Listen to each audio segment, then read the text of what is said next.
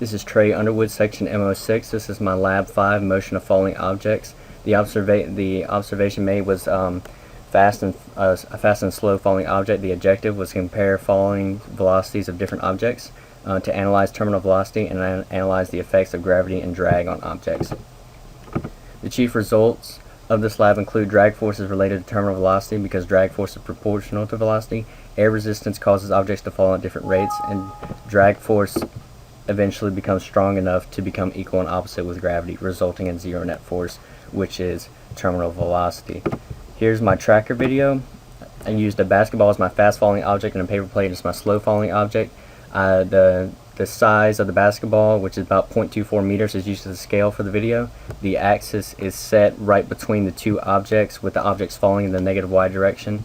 You can see both objects are tracked until they hit the ground, and then the objects stop being tracked. The basketball is tracked for about 0.55 seconds, and the plate fell for about 0.87 seconds. If we go to making the model, we had to use some predictions, and to use those predictions we use Newton's second law of motion, and from that we can find that F net equals F grav plus F drag, and F drag, the force of drag, is equal to negative b times velocity. Negative b is just a constant for drag. Drag force is proportional to an object's speed and is opposite the direction that the object is falling. Here is the model, what was used for the model. The initial conditions for each one was different because the masses of the two objects were different, and the delta t was used as when the object started falling to when it hit the ground.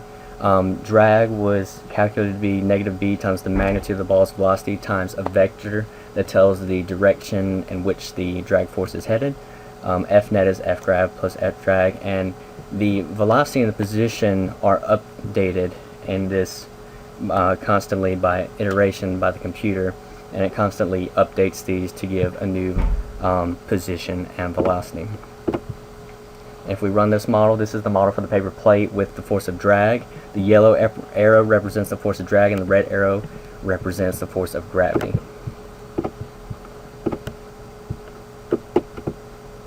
And here are all the models together. The blue squares represent what happened, what was observed in the real world, the paper plate and the basketball. The green triangles represent the force of gravity and drag in the model, and the red is when there was only gravity in the model.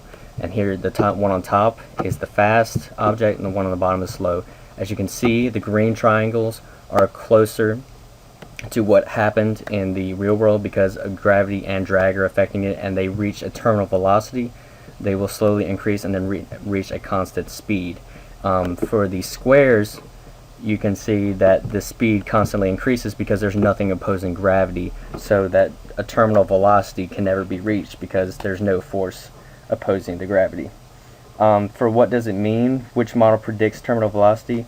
Well, the model with gravity and drag represents terminal velocity because they cancel out, and that's the only way you can reach a terminal velocity is when F net equals 0, and it can't increase speed at all. It's just going at that constant velocity because the force of drag is related to velocity, and once velocity gets fast enough, the object just can't move any faster because all the forces cancel out, and it just will keep falling at that rate.